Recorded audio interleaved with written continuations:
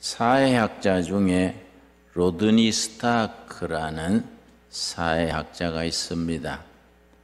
그분이 쓴 책 중에 기독교의 발흥, 이 특별한 책이 있습니다. 그 내용인즉 1세기에 세계 후미진 곳 갈릴리에서 일어나서 예루살렘에서부터 시작된 신흥종교 기독교가 어떻게 해서 세계적인 종교로 발돋움할 수 있었는가? 그 과정, 어떻게 기독교가 부흥하고 발전할 수 있었는가? 그 과정을 쓴 책이 로드니 스타크 박사의 기독교의 발흥이라는 책입니다.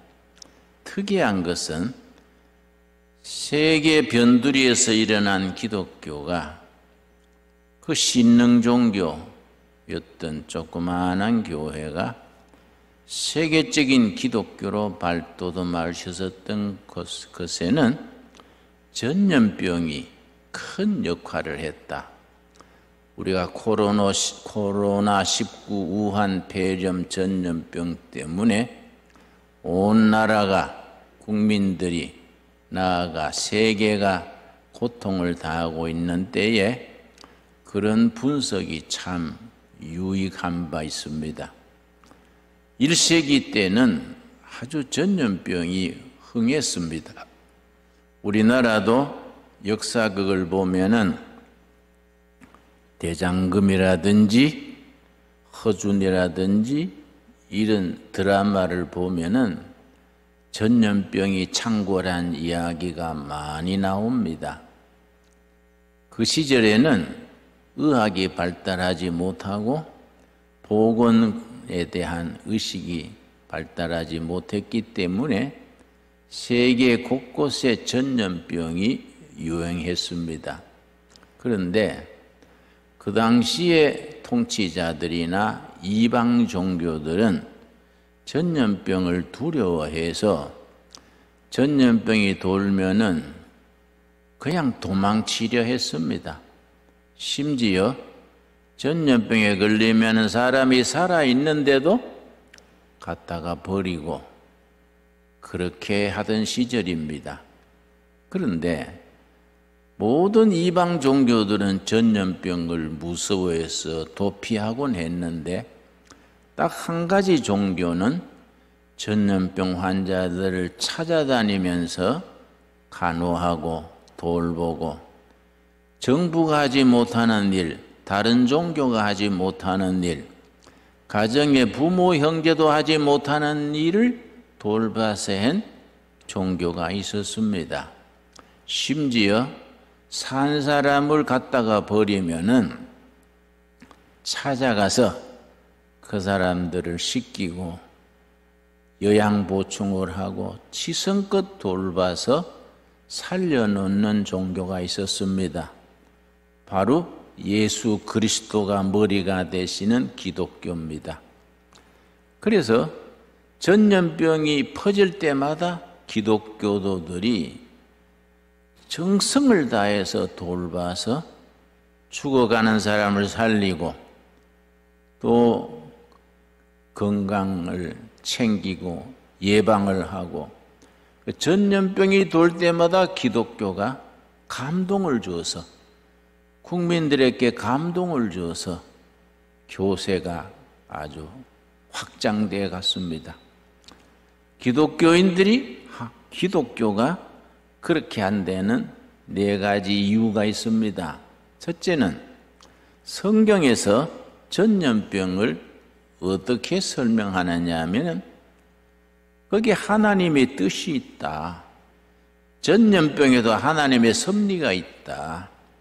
사람들이 타락하고 문명이 부패하고 정치가 제구실 못할 때에 하나님께서 인간을 깨우치기 위한 채찍으로 전염병을 사용하시곤 하신다.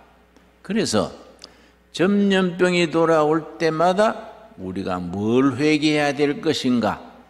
잘못된 생각, 잘못된 습관, 잘못된 생활 습관 모든 것을 고치고 회개하고 하나님 앞으로 돌아가는 기회를 삼아야 된다. 이게 성경이 가르치는 전염병에 대한 영적 교훈입니다. 두 번째는 레위기 12장에서 15장 사이에 청결 규례가 자세하게 나옵니다. 레위기에 여러 가지 규례가 있습니다. 예를 들어서 레위기 11장은 음식 규례입니다. 12장에서 15장까지는 청결 규례입니다. 그 당시에 위생관념이 희박할 때에 레위기서에서는 12장에서 15장 사이에 환자들은 어떻게 격리하고 7일간 격리했다가 안 되면 다시 7일, 14일을 격리하는 얘기가 나오고 피부병, 전염병은 어떻게 하고 환경은 어떻게 관리하고 밖에서 나갔다 들어올 때는 반드시 손발을 씻고 이런 것이 레위기서에 자세하게 나옵니다. 그런 규정들을 청결 규례라고 말합니다. 그걸 철저히 지켰기 때문에 크리스찬들은 비교적 전염병에 강했습니다. 그리고 중세에는 패스트가 돌 때에 기독교인들은 레위기서, 민수기서, 구약적인 전통에서부터 나오는 청결 규례를 철저히 지킨 마을에서는 패스트 병의 희생이 되지 않았습니다. 이런 것들이 기독교가 가지는 현실적인 자랑입니다. 여러분 레위기서 12장에서 15장 오늘 다시 한번 읽어보시기 바랍니다. 세 번째는 이웃사랑의 실천입니다. 정부나 타정교에서는 자기 가족들 중에도 전염병이 걸리면은 겁을 내서 갖다 버렸습니다. 아직 숨쉬고 있는 사람을 버렸습니다. 그 사람들을 기독교인들이 찾아가서 사랑으로 회생시키고 또 죽으면 매장해주고 최선을 다했습니다. 이웃사랑의 실천입니다. 이것이 당시의 사람들에게 너무나 큰 감동을 줬습니다. 야, 이런 참 모두가 도망가는 전염병에 기독교도들은 저렇게 희생적으로 헌신적으로 죽어가는 사람을 살려놓고 죽은 사람을 매장을 해주고 또 가족들을 위로하고 그렇게 해주는구나. 그걸로 기독교가 아주 민초들 사이에 폭발적인 인기를 얻어서 교회가 성장돼 갔습니다. 그래서 민심이 전염병이 지나고 나면 민심이 교회로 돌아서는 겁니다. 그걸 학문적으로 자세하게 분석을 해서 기독교의 반응이라는 책을 로드니 스타크 박사가 자세하게 쓰고 있습니다. 그런데 중세기에 와서 교회가 커지고 대형 성당 교회들이 들어서고 그때는 교회가 들어서기 전이겠습니다. 중세 시대는 캐톨릭 성당이 거창하게 들어섰습니다. 그때 유럽에 패스트가 돌았습니다. 얼마나 지독했느냐 하면은 유럽 인구의 3분의 1이 죽었습니다. 그 끔찍한 재앙 패스트가 돌았을 때에 캐톨릭 교회가 뭘 잘못했느냐 하면은 하나님의 백성을 보호한다 생각하고 성당에 전부 모았습니다. 성당에 전부 모아서 기도했습니다. 한 자리에 모아놓으니까 패스트가 그대로 퍼져서 전부 희생당했습니다. 여러분, 그래서 우리 이렇게 대면 예배, 우리가 코로나19의 비확산을 위해서 환자들, 병이 아닌 사람도 격리하고 예배도 비대면으로 드리고 식당도 저녁 9시면 문 닫게 하고 이런 것들이 참 필요한 조치입니다. 많이 불편하고 어렵지만은 이런 과정을 거쳐서 관민이 힘을 합쳐서 이 전염병을 하루속히 벗어날 수 있어야 됩니다. 그래서 우리가 이런 비대면 예배도 우리가 국민들의 근심거리인 우리 전염병을 이겨가기 위해서 이걸 감수해야 됩니다. 우리 목사님들 중에 교우님들 중에는 좀 과잉 반응을 해서 종교 박해다, 교회 핍박이다 이런 말을 하는 걸 듣습니다. 그렇게 과잉 반응할 것이 아니라 교회가 앞장서서 이런 전염병을 물러가는 일에 우리가 솔선수범해야 합니다. 교회가 교인들이 앞장서서 이 나라의 민주주의를 사랑하는 사람들이 앞장서서 전염병을 퍼뜨린다. 그런 구실을 주지 말아야 합니다. 이럴 때는 무조건 병마에서 국민들을 지켜야 합니다. 우리가 중세 때 그런 과오를 반복해서는 안 되지요. 전염병을 이기고 하나님의 보호를 받는다고 성당에 전부 마을 사람 다 모았다가 거기서 떼죽음을 당했던 역사에 그대로 기록이 되어 있습니다. 여러분, 이럴 때 교회가 해야 될 일이 뭡니까? 이럴 때 우리가 초대교회처럼 그렇게 해야 됩니다. 이거는 우리가 하나님께서 뭔가 회개하라고 이런 질병을 주시는 거이다. 삶의 태도를 고치고 우리 사회에 소외되고 병든 사람들을 일일이 찾아다니면서 챙기고 돌보고 교회가 이웃사랑을 실천해야 될 시기다. 이런 생각을 하고 교회 본래 모습을 우리가 찾아야 합니다. 그리고 이럴 때에 진정한 예배는 뭐이냐? 예배 본질이 뭐이냐?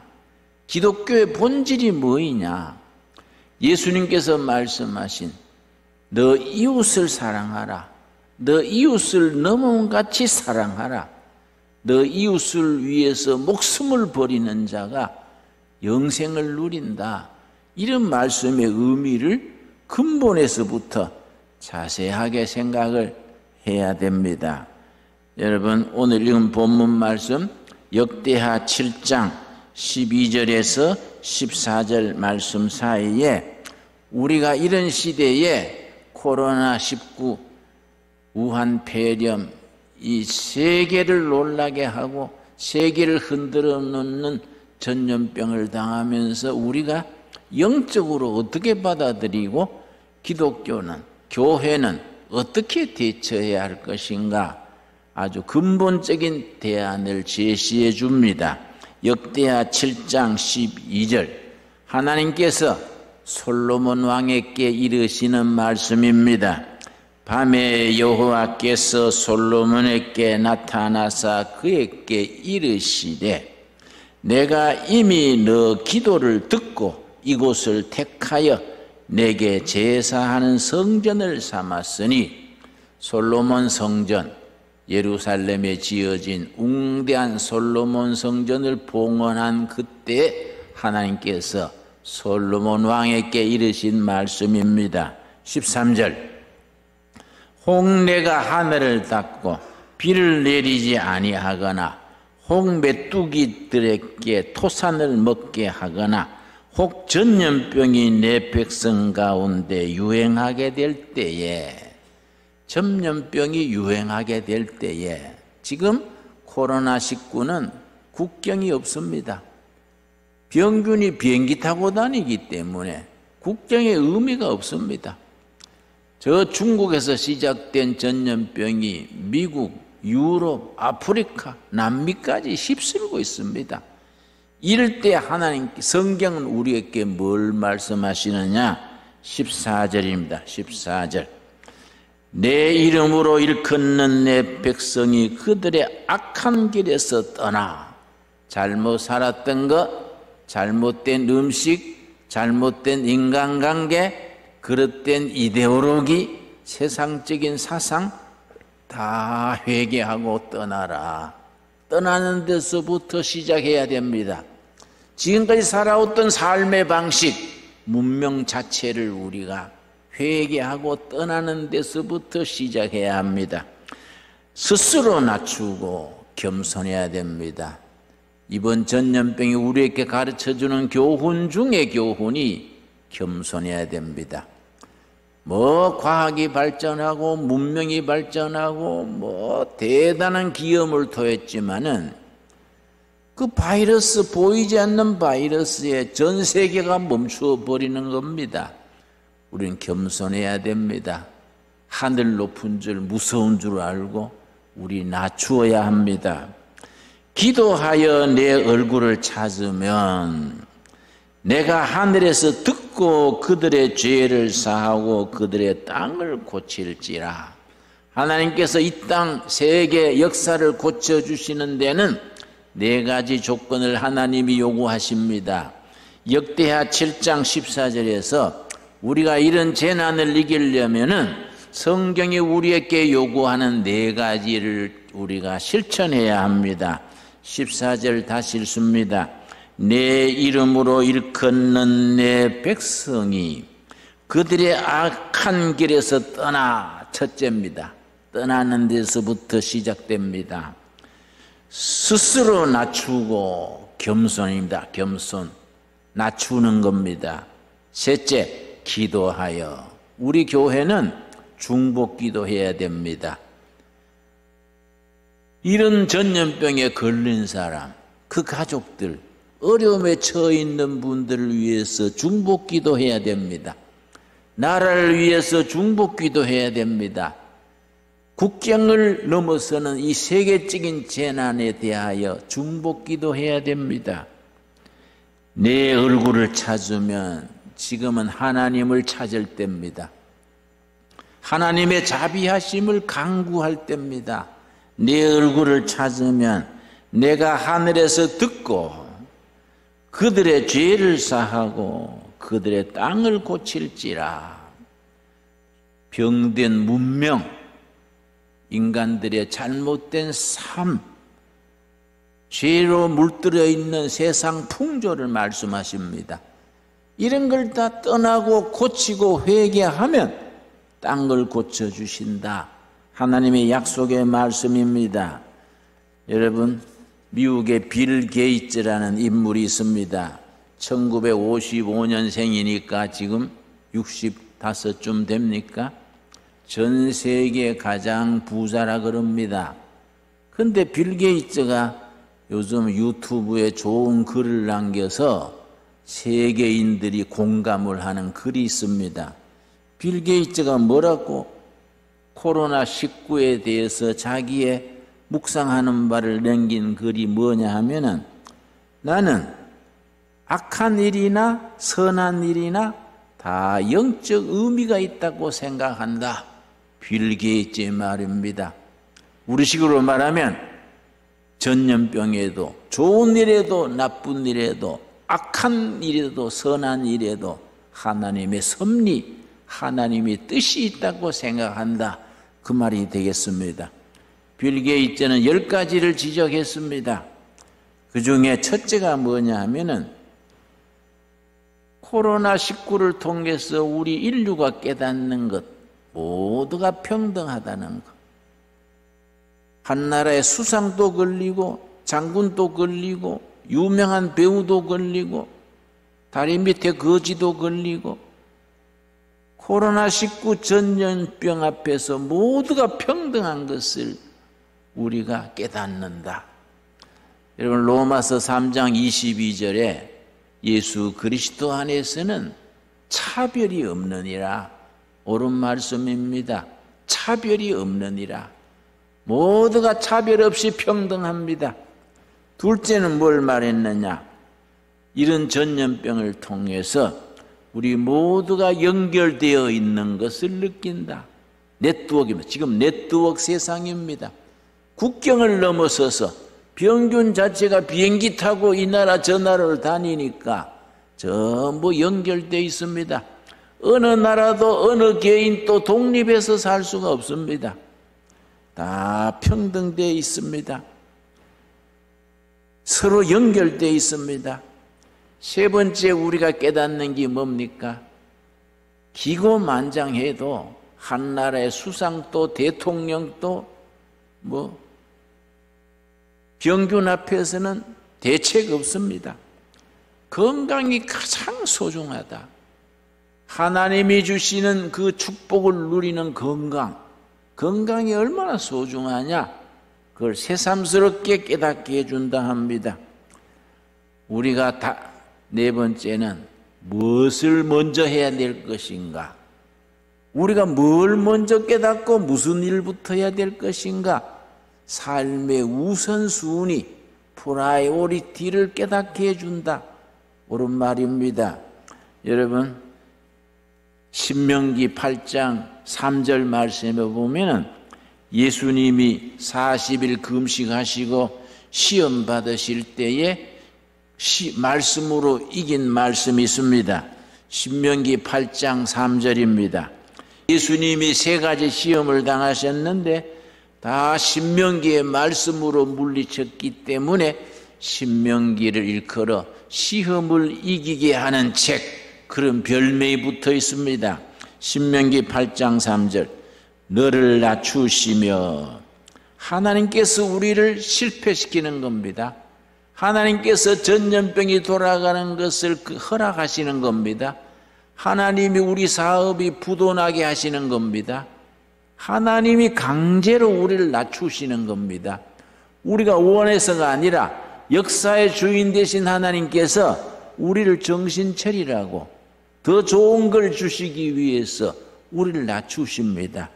너를 낮추시며 너를 줄이게 하시며 또 너도 알지 못하며. 여러분, 경제가 얼마나 어려워졌습니까? 서민들의 빈곤이 너무나 심합니다. 식당 하던 사람, 자영업 하던 사람들이 너무 힘듭니다. 우리가 정말 이런 어려움에 처하게 하십니다. 너도 알지 못하며 조상들도 알지 못하던 만나를 너게 먹이신 것은 고담이 중요합니다. 사람이 떡으로만 사는 것이 아니요 하나님의 입에서 나오는 모든 말씀으로 사는 줄을 너가 알게 하려 하심이라. 여기서 말씀하시는 떡은 경제입니다. 경제, 물질, 경제가 첫째가 아니라는 겁니다. 경제, 물질, 산업 이전에 그 바탕에 살아계신 하나님의 살아있는 말씀이 있어야지, 말씀이 없는 경제는 모래 위에 지은 집과 같아서 코로나 바이러스에 그냥 무너지는 겁니다. 말씀 위에 경제가 있고 산업이 있고 말씀 위에 정치가 있고 교육이 있어야 됩니다. 사람이 떡으로만, 경제로만, 인간의 수단과 방법으로 사는 것이 아니라 하나님의 입으로 나오는 모든 말씀으로 사는 줄을 깨닫게 하려고 이런 시련, 이렇게 낮추시고 훈련하시고 시련을 겪게 하신다는 말씀, 이런 때 우리가 마음 깊이 새겨야 합니다. 우리가 빌 게이츠가 말하는 우리가 코로나19를 통해서 배워야 될 것에 다음에 뭘 지적했냐면은 가족의 소중한 것을 깨닫게 해준다. 가족의 아버지는 먹고 살라고 이리 뛰고 저리 뛰고 자녀들을 돌보지 못합니다. 가정주부도 이런저런 일로 자녀들을 그냥 유치원에 학교에 맡겨놓고 챙기지 못합니다. 그러나 이렇게 돼가지고 학교도 문을 닫고 교회도 비대면으로 하고 이렇게 하니까 중요한 건 뭡니까? 마지막에 남는 게 뭡니까? 가정입니다. 남편, 아내, 자식, 부모, 가정의 소중한 것을 다 깨닫게 한다는 겁니다. 여러분, 가정으로 돌아가야 됩니다. 가정을 지켜야 됩니다. 가정이 우리가 다시 시작할 수 있는 마지막 보루가 됩니다. 가정에서부터 서로 용기를 주고 위로하고 사랑을 주고받고 가정에서부터 다시 시작해야 됩니다. 여러분, 우리가 빌 게이츠가 지적하는 10가지 중에 가장 중요한 것이 우리 지구가 병들어 있다. 지구가 병들어 있어. 병든 음식을 먹고 병든 땅에서 병든 공기를 마시고 모두가 병들어 있다. 그 병이 나타나는 것이 코로나19라는 겁니다. 이 병든 지구를 고치는 것. 오늘 성경 말씀에 뭐라 그랬습니까? 역대하 7장 14절에 너희가 정말로 회개하고 회개하면은 내가 땅을 고치겠다. 역대하 7장 13절 14절 다시 읽습니다. 14절 내 이름으로 일컫는 내 백성이 그들의 악한 길에서 떠나 회개하고 돌아서서 떠나 스스로 낮추고 겸손함으로 낮추고 기도하여 내 얼굴을 찾으면 기도로 부르짖고 부르짖으면 내가 하늘에서 듣고 그들의 죄를 사하고 그들의 땅을 고치겠다. 하나님의 약속입니다. 여러분, 지구가 병들어 있고 문명이 병들어 있고 정치가 교육이 사회가 병들어 있습니다. 먹는 음식이 병들어 있고 환경이 병들어 있습니다. 이럴 때 우리가 하나님이 말씀하시는 역대하 7장 14절의 말씀 인류 전체가 들어야 됩니다. 교회 안에서 교인들만 들어야 될 말이 아닙니다. 이 나라 저 나라 이 종교 저 종교 할 것 없이 모든 사람들이 함께 듣고 우리 삶을 다시 회개함으로 다시 시작해야 합니다. 그러면 내가 그들의 기도를 듣고 그들의 회개를 듣고 내가 땅을 고쳐주시겠다. 정말 귀한 말씀입니다. 여러분